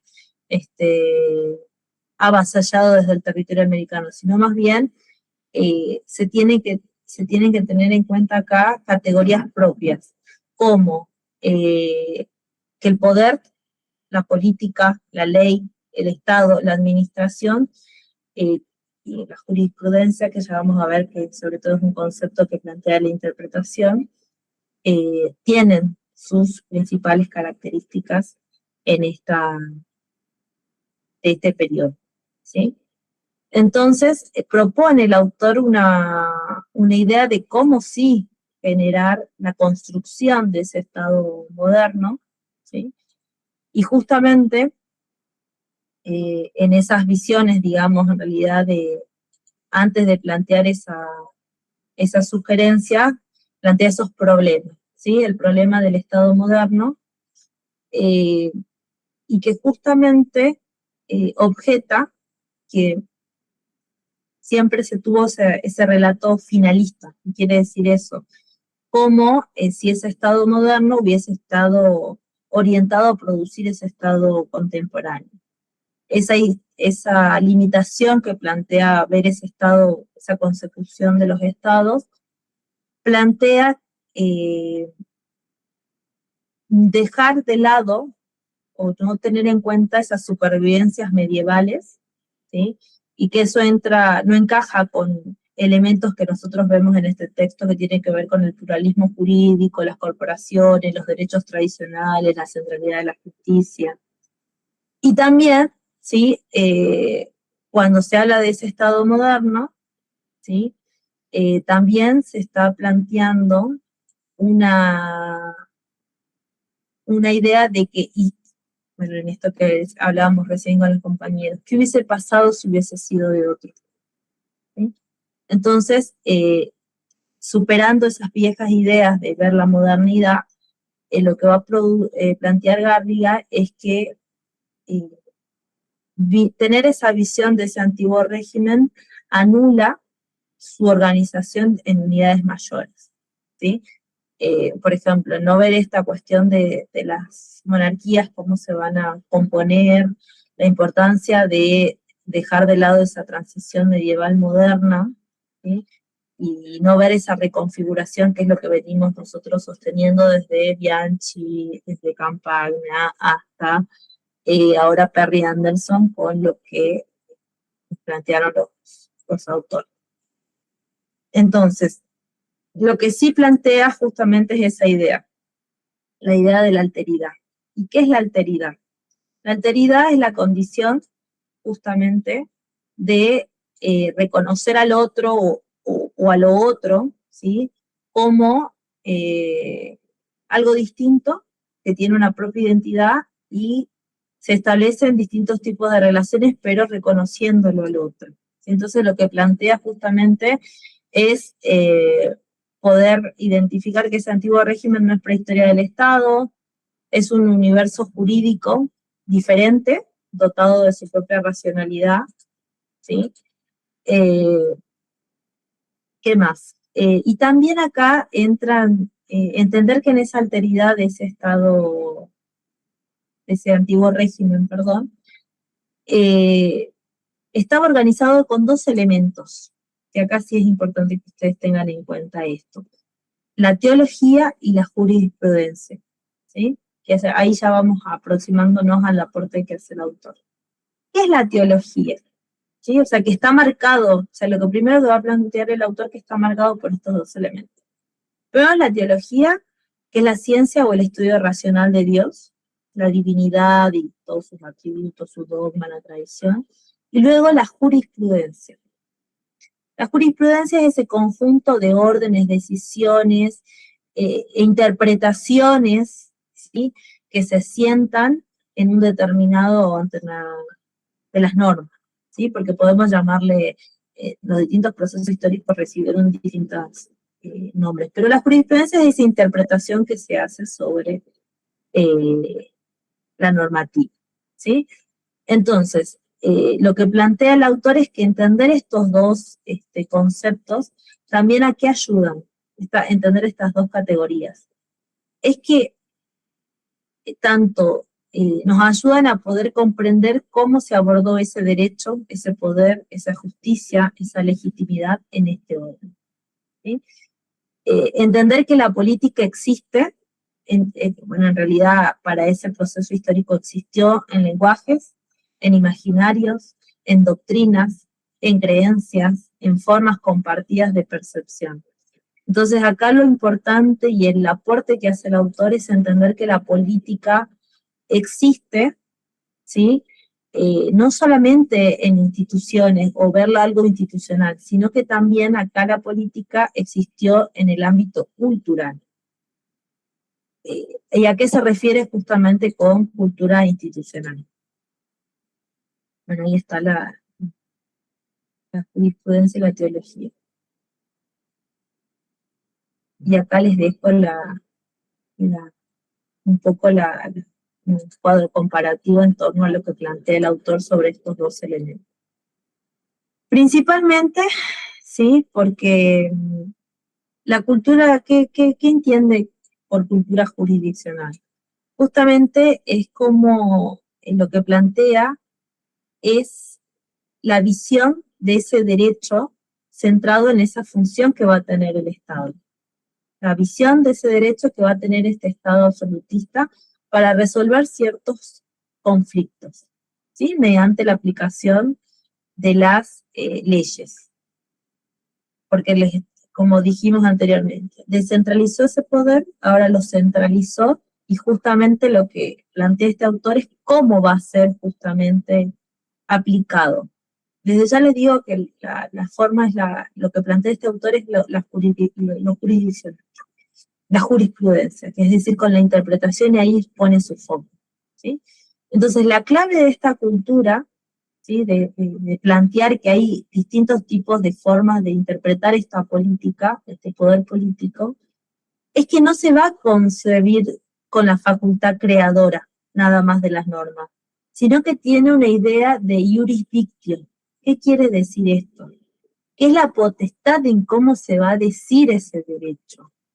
En este caso, para este Estado, para este antiguo régimen, quien tiene el poder lo declara, lo interpreta, estas monarquías lo aplican. Pero estamos lejos justamente de inventar, sino que estos nuevos poderes van a mantener ese orden que ya se venía estableciendo, ¿sí? Eso es importante porque estas monarquías van a seguir manteniendo esa visión, digamos, divina, pero no van a interceder en crear nuevas cosas. Lo que van a hacer es justamente mantener ese orden y poder justificar su propio poder. Claramente ese orden previo al que ellos van a hacer referencia tiene una base religiosa, ¿sí? Pero la base de este antiguo régimen estuvo dominada por el ordo. ¿Qué quiere decir eso? Por ese orden divino, natural e indispensable, ¿sí? Que asignaba a cada, digamos, sujeto su lugar y su función en la sociedad. Por eso vemos también que muchas veces que es esa ideología que planteaba Bianchi en los textos anteriores, que justamente daba ese peso del orden y la ideología cómo sirve para sustentar este Estado. Entonces, este poder político que nosotros estamos analizando conservó ese orden ya preexistente, y que eso es un punto fundamental. Entonces, si ese orden social y jurídico fue requerido por Dios, sostenido por la tradición, es este poder político el que se va a presentar como legítimo constructor de ese poder, ¿sí? Ustedes ahí tienen justamente en esas ideas que, digamos, de ese paradigma estatalista que se tiene desde lo contemporáneo del Estado, lo que aporta acá el Estado es que la naturaleza va a estar en la potestad de decidir el derecho, el origen del derecho está en la tradición, en la revelación de ese orden preexistente del orden feudal, esa estructura social son multiplicidad de cuerpos, estamentos y corporaciones que se van entrelazando. Ustedes lo van a ver ya en esta fina, ¿sí? Y que la función del gobernante en este caso es juez y dispensador, de distribuir justamente esa justicia. En términos de ese orden, porque se habla de un orden corporativo, porque estamos frente justamente a una multiplicidad de cuerpos, entendiendo cómo. Ustedes lo tienen ahí, de gremios, la iglesia, los reinos, las ciudades, que justamente subyacen, y que cada uno va a ir marcando con el paso de con la estructura social de estos, sus propios intereses, ¿sí? Entonces por eso se piensa como un entramado plural de esos órdenes, de esos estamentos, de esa jurisdicción, que hacen a la misma estructura. Entonces, ahora, la pregunta sería, en esto que venimos trabajando, entonces si este Estado se encargó solamente de legitimar, se encargó justamente de legislar o mantener ese orden preexistente, ¿qué tipo entonces de poder político fue posible acá? entendiendo, sacando la idea de política o desde lo institucional, sino más bien ya entendiendo cómo fue la práctica que antes sostenían esos señores feudales, cómo fue posible ya bajo este estado absolutista. Entonces la propuesta, la respuesta que da Garriga es que ese tipo de poder fue jurisdiccional. ¿Qué quiere decir eso? Que estuvo orientado más que nada a mantener ese orden más que producirlo por medio de la aplicación, justamente la jurisprudencia de esas leyes, de esas normas. Entonces, si ustedes tienen que empezar a ver ya, por eso es una pregunta de la guía, estoy acá, cuáles van a ser las características justamente de ese orden jurídico del antiguo régimen, el autor toma 3 rasgos, ¿sí? Por un lado, la preeminencia de la religión, digamos, la mantención de esa coacción que establece el Estado necesitó de obediencia y legitimidad espiritual. El segundo tiene que ver con el carácter tradicional y pluralista de ese orden jurídico. ¿Qué quiere decir con eso? Que van a convivir múltiples derechos, y ustedes, así como rentas, también hay derechos, que ustedes lo vieron, derechos, el derecho romano, el derecho de la iglesia, los derechos territoriales, los derechos corporativos que van a empezar a emerger. Y por otro lado tenemos el tercero, que es el probabilista o antilegalista, perdón, que tiene que ver justamente con esa interpretación, esa argumentación que van a establecer las conciliaciones de esos juristas que hacen con la finalidad de poder mantener ese consenso, ¿sí? Entonces, esto es importante y el autor justamente pone el peso en eso, que muchas veces se acostumbra a pensar que ese derecho moderno se lo ve como la legislación, entendido como el conjunto ordenado de leyes. Más bien lo que plantea el autor es que hay que desplazar esa imagen del antiguo régimen y entender que ese derecho no era primordialmente ley, sino jurisprudencia, interpretación, articulación y la pluralidad de normas que surgen.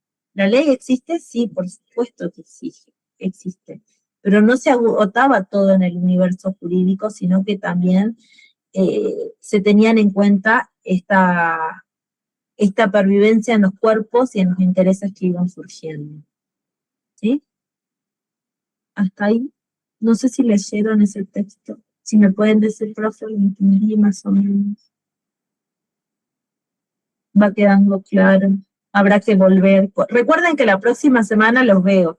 Tienen para entregar este trabajo práctico hasta las 23 horas. O sea que si la semana que viene me quieren hacer consultas sobre este texto, no va a haber ningún problema.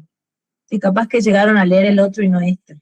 Entonces, por eso también les voy a dar margen, cuestión de que siempre en la clase que sigue me pueden ir preguntando. ¿Sí? Entonces, la función política, digamos, importante acá, que tiene que tiene el derecho acá, es la justicia. ¿Sí? Entonces, ese antiguo régimen, en el antiguo régimen, hacer justicia significaba mantener a cada uno en su derecho, conservar los equilibrios del orden, resolver conflictos sin destruir esas grandes estructuras tradicionales. ¿Sí? El poder soberano existe, pero no es exclusivo ni limitado. O sea, es garante de orden, de ese orden. ¿Sí? Vuelvo a repetir entonces. La función política principal del derecho para este antiguo régimen es la justicia. ¿Qué significaba hacer justicia? Mantener a cada uno en su orden, en su derecho, conservar equilibrios, resolver conflictos sin destruir grandes estructuras. ¿Sí? Es supremo sí garantizan el orden. Ahora sí, el Estado ¿cómo se presenta acá? Como un dispensador, como un legislador, ¿sí? Y que lleva también a que la función era arbitrar, equilibrar, conciliar, como parte de la tarea justamente de ese Estado. Y ya como a lo último que plantea justamente el autor es justamente, ¿sí? Que ese modelo de justicia, ¿sí? Que acá en este caso hay una concepción. Juzgar y mandar, ¿sí? No aparecen todavía separados, ¿sí? Acá aparecen todavía, forman parte de esa matriz cultural operativa. Luego vamos a ver que lo que hoy llamaríamos gobierno, administración, jurisdicción, luego van a estar justamente separados, pero para este momento, ¿sí? Ese modelo judicial podía, ¿sí? Condensaba estaban bajo esta misma matriz, ¿sí? ¿Qué más? Y para repensar justamente este absolutismo en torno a tanto Anderson, este autor, ¿sí? ¿Qué aporte hace a este absolutismo Carlos? Sugiere que justamente para pensar ese absolutismo es interesante verlo como ese ejercicio intenso, directo, de ese poder soberano, ¿sí? Que vemos cómo la monarquía va a intervenir en un espacio público ya, y además entender que la dinámica estatal de ese siglo XIV, siglo XV, ¿sí? no, no destruye las ideas, digamos. A ver, lo que plantea principalmente es que si bien esta visión de estos estados no tienen que ser destruidas, sino más bien tienen que ser reconfiguradas y pensadas por sus propias dinámicas, con sus propias características, con sus propias tensiones, con sus propias superposiciones y los conflictos que surgen dentro de estos mismos sectores. Entonces también, si tienen que hacer una síntesis de ese antiguo régimen en torno a palabras de este autor, podemos ver que el orden es jurisprudencial, quiere decir que es un derecho basado en la interpretación y la tradición, no en la legislación dictada. Vemos una sociedad corporativa, un entramado de estamentos y jurisdicciones múltiples. Vemos un poder como jurisdictio, que es una autoridad política concebida para declarar el derecho, preservar el equilibrio, no para crearlo. Y hay un pluralismo estructural, ¿sí? Una multiplicidad de fueros, ¿sí? No era una supervivencia, sino una construcción misma de ese orden. Y ahí vamos a dejar, ¿sí? Estos aportes de estos autores, antes que eso para compartir. A ver.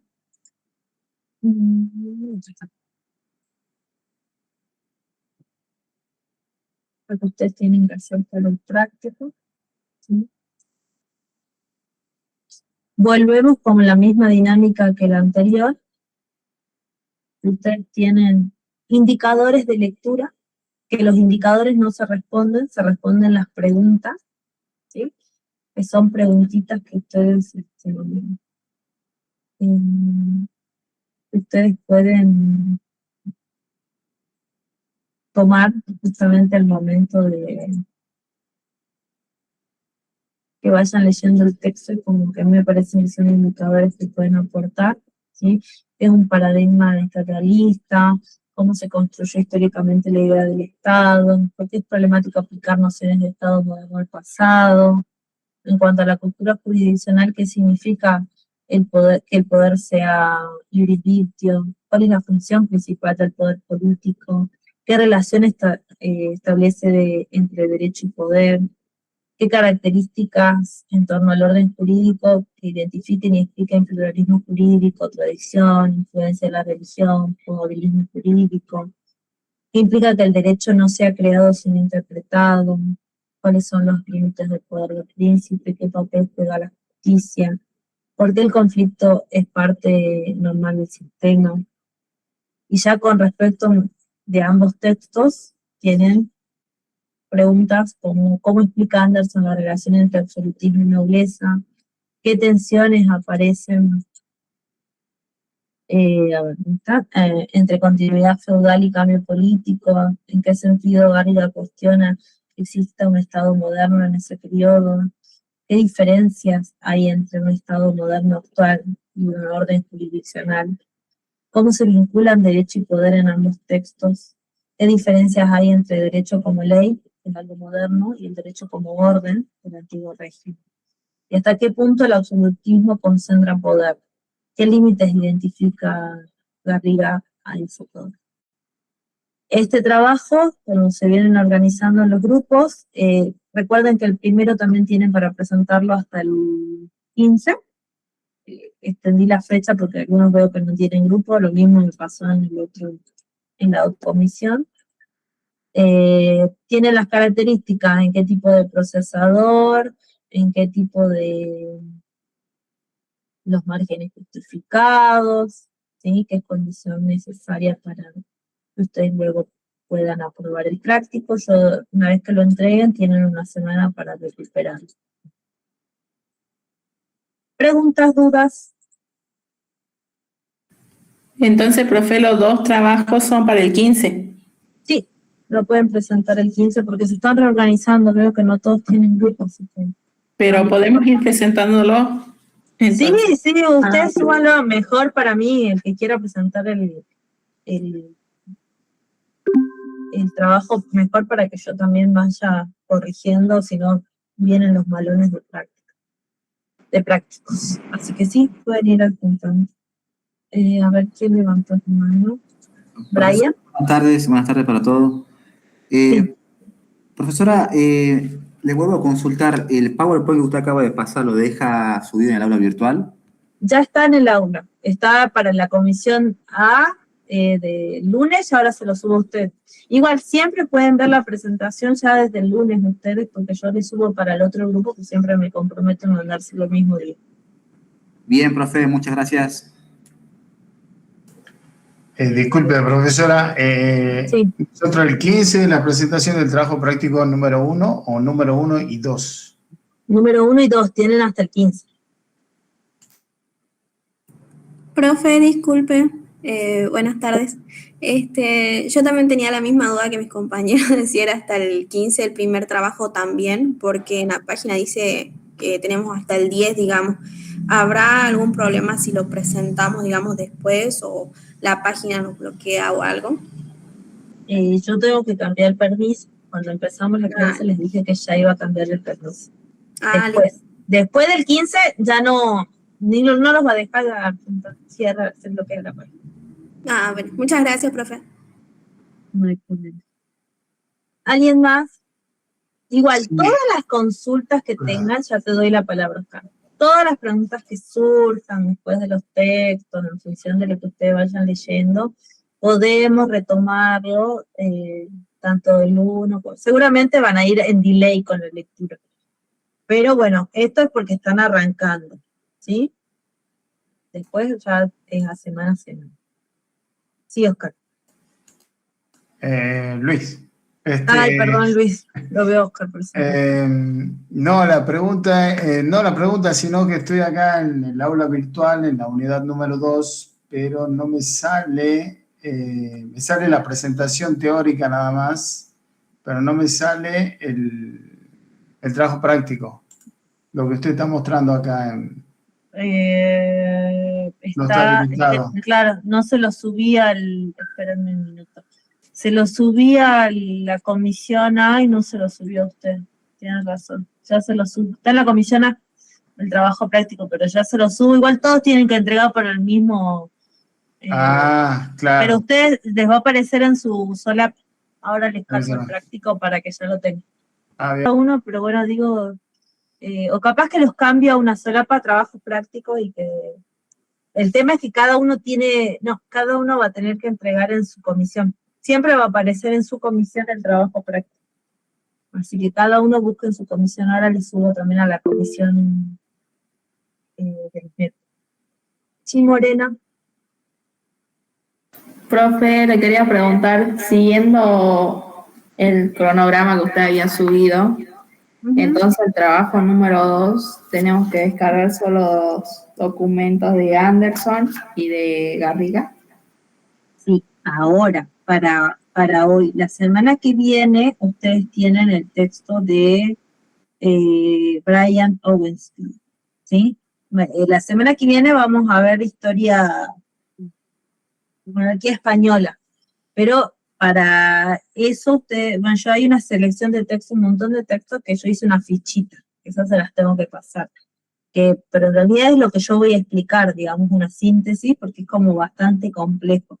Pero sí tienen ese texto para el práctico, que es Pacto entre Rey Lejano y súbditos indígenas, justicia, legalidad y política en la Nueva España. Y ahí quiero que vean con todos los mitos que tienen sobre el avance del dominio español sobre América. ¿Sí? Todo lo que hayan leído me lo aplican para la clase que viene y para la próxima, porque ahí tenemos, en 2 clases vamos a abordar eso. Solo que en la última ya llegamos al siglo XVIII y ya después entramos a la unidad 3 que volvemos a Europa. ¿Sí? No, la clase no la subo, la clase la tomo como registro de que sería todo cualquier cosa, pero ustedes tienen que estar conectados. Recuerden que equivale 1 hora y media para que yo le ponga la asistencia. Ahora tengo que subir la de los lunes para ver para que se noticien de quienes tienen la asistencia y quienes no. Y lo mismo va a pasar con ustedes. ¿Sí? Ya voy a poner cuál es la asistencia, yo voy a generar un drive donde ustedes no van a poder editar, pero sí van a poder ver y van a llevar el registro de quienes yo voy poniendo la asistencia. Y el día de mañana, cuando lleguemos, yo voy a sacar así con esas asistencias y cada uno ya sabe su condición. Y si yo por alguna situación no están en la lista, tienen una semana para decirme, profe, yo sí estaba, profe, yo no estaba. ¿Sí? Bueno, en realidad va a ser si estaba. Porque si no les da, yo les voy a decir, pero usted tuvo una semana para decirme y yo me fijé en lo que me va tirando el sistema cada vez que ustedes se van a necesitar. Sí, a ver, vamos por orden. Carla. Sí, buenas tardes, profesora. Tenía una consulta con el texto de Bianchi, porque usted había dejado el texto hasta la página 83 y faltaba el 84 y el 85. Y no concuerda, digamos, yo los bajé y no concuerda, digamos, no sigue una linealidad. Yo mandé antes de las Pascuas, el Jueves Santo, les puse que en la unidad que se adjuntaron las páginas 84 al 87. Ya está subida esas páginas porque habían comentado las compañeras que no estaban. Entonces ya están las páginas. Está subida, ¿sí? Pero no concuerda. O sea, no sé, me parece que es el mismo autor, pero de diferente edición. Porque no, ahora, por ejemplo, en una parte dice, el 83 termina diciendo del imperio colonial para tratar de conseguir en ultramar lo que en España les era negado, y después dice y en el 84 que dejó usted dice 15, Florencia bajo el mecanazgo. Y no sigue la linealidad, a eso me refería. Ok, bueno, me voy a fijar, capaz que me está faltando una más, pero estaban dentro de las mismas páginas. Pero el resto de la lógica, digamos, sigue, deben ser 1 o 2 páginas, pero el resto, si está ahora, me voy a fijar yo. Sí, el resto está bien, solamente esa parte que yo no la terminé de leer porque no puedo cerrar la idea de eso, en donde dice aristocracia y burguesía, esa partecita, digamos. Bueno, me voy a fijar. Profe, sí, Oscar. Con respecto a la extensión del trabajo práctico, eso no está señalado en la guía. Hay un mínimo, un máximo de hojas, de palabras. No, lo que pasa es que la extensión siempre es que ustedes yo le voy a poner si está incompleto, qué criterios faltan, de la misma pregunta, a veces capaz que siempre digo eso, cantidad a veces no es calidad. Capaz que ustedes la puedan responder entre 250 palabras, que serían como 2 párrafos, 3 párrafos, y ya la tienen como, y han podido comprender, no hay una especial. Me voy a fijar igual entre cuando ya vaya corrigiendo el primer trabajo práctico y si es necesario refuerzo en la extensión, pero no, cada uno tiene como para... Yo ya por ahí tiendo a, cuando corrijo, siempre hago marcaciones en los márgenes, de decir bien, o sea, como diciendo, esta es la idea, ¿sí? O ampliar, siempre corrijo así en el mismo, por eso a veces también digo que sea en procesador Word, porque a mí me sirve justamente para hacer las anotaciones en los márgenes, descargar el trabajo y ahí corregir. Pero no, Gracias. Entonces los trabajos prácticos los hicimos, ¿cómo se llamaba? ¿Por Word? ¿No PDF? Por Word, por favor. Bien. Por Word. ¿Qué dice procesador Word? A ver. Otra consulta, profe, ¿los nombres se le ponen a portada del integrante? En realidad tienen que poner al finalizar, si ustedes le dicen el nombre y el apellido de cada autor, deberá consignarse al final del trabajo. No es necesario que hagan una carátula. Ustedes lo tienen que poner, porque son quienes firman. Lo sube uno, pero lo tienen que firmar el resto. Y el procesador dice clarito que tiene que ser en Word tradicional. ¿Okay? Profe, ¿sabe cuál es la diferencia de las páginas? Que una es Susana Bianchi, Historia del Mundo Occidental, y la otra dice capítulo 2, la época de la transición. Sí, hay que ver las ediciones. Ahora me voy a sentar a ver y ahí les voy a adjuntar, porque una está pasada como en Word. Sí, que es del libro de Kim. Ahora me voy a fijar. ¿Alguien más? Bueno, vamos cerrando. Controlen lo de la página más tarde o mañana al mediodía, ya lo voy a tener resuelto. Cualquier cosa, escriben al mail. Organícense en grupo, ojalá que hayan tenido la posibilidad todos de organizarse. Les pido que, por favor, súbanlo el trabajo que vayan teniendo dudas, lo comenten. Les mando la diapositiva, la presentación también más tarde en el grupo, ya va a quedar en su comisión, bueno, ya está subida la presentación, les pongo el práctico ahora nomás, ya para que quede. Y, ¿qué más les iba a decir? Registran asistencia hasta mañana al mediodía, yo ya la voy a tener publicada, porque ahora hace falta que me arroje el sistema. Es obligación de ustedes que controlen que estén en la lista si estuvieron en clase, ¿sí? Si no están en la asistencia, yo les doy una semana a todos para que digan, ay, profe, yo no estuve, yo paso la lista, lo que me extrae el sistema, y ahí pongo, y ahí voy a ir llevando al registro de todos. ¿Estamos? Sí, profe.